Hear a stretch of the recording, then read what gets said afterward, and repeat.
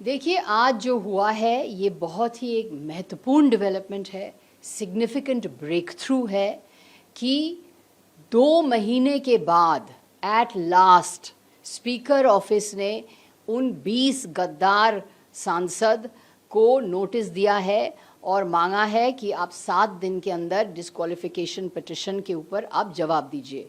ये 2 महीने से हम मांग कर रहे थे। हमने डिस्क्वालिफिकेशन पिटिशन 18-19 जून को दिया था। 2 महीने हो गए हैं और महत्वपूर्ण तो ये है कि उच्चतम न्यायालय के हस्तक्षेप के बाद ही अब स्पीकर ऑफिस ने इनको नोटिस दिया है। ये जो 20 गद्दार हैं, ये इन्होंने संविधान का उल्लंघन किया है, कानून का उल्लंघन किया है, जनता के साथ विश्वासघात किया है, जनता के साथ धोखा किया है कि आप एक पार्टी के चिन्ह पर जीत के आए हैं और और फिर दूसरे पार्टी में जाके शामिल हो रहे हैं और उसी सीट पे बैठे हुए हैं। तो इनको तो तुरंत डिस्क्वालीफाई करना चाहिए और 10th शेड्यूल के तहत इनको डिस्क्वालीफाई करना चाहिए तुरंत। अभिषेक बैनर्जी ने सुप्रीम कोर्ट में उन्होंने सुप्रीम कोर्ट को अप्रोच किया और सुप्रीम कोर्ट के हस्तक्षेप के बाद ही स्पीकर ऑफिस ने ये प्रक्रिया शुरू किया है। पर हम ये कहेंगे कि नोटिस एक पहला कदम है, नोटिस सिर्फ एक पहला कदम है।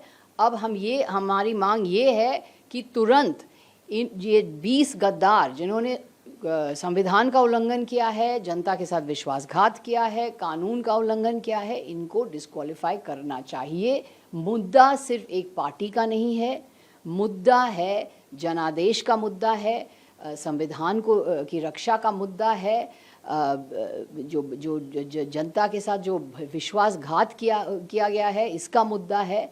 तो ये 10th शेड्यूल के तहत ये 20 गद्दार को हमारी मांग है, हमारी पिटिशन ये है कि 10th शेड्यूल के अंदर इन्हें तुरंत डिस्क्वालीफाई करना चाहिए। और आज जो हुआ है ये बहुत ही महत्वपूर्ण है, सिग्निफिकेंट है कि स्पीकर ऑफिस ने 2 महीने के बाद एट लास्ट इनको नोटिस दिया है।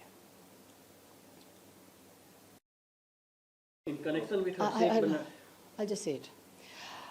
What has happened today is a breakthrough.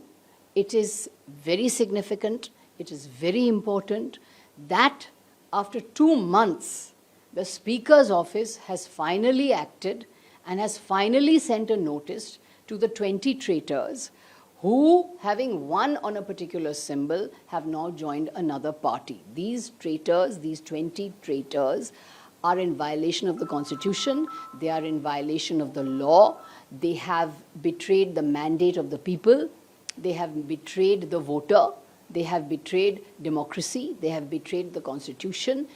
Under the 10th schedule, they attract immediate disqualification because the 10th schedule is very clear. MPs cannot merge. Parties merge.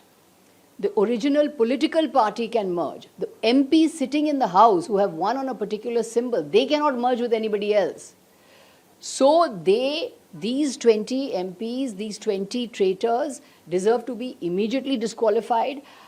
It is very significant that this disqualification petition, which we had moved in the 19th of June, it has taken 2 months for the Speaker's office to act. And the Speaker's office has only acted after the Supreme Court has given directions in this matter. After Mr. Abhishek Banerjee approached the Supreme Court yesterday, the Supreme Court intervened in the matter. And now, at last, after prodding from the Supreme Court, the Speaker's office has acted.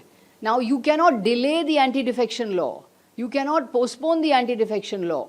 You cannot stop anti-defection against these traitors by simply delaying it. You have to now act because this notice is only a first step.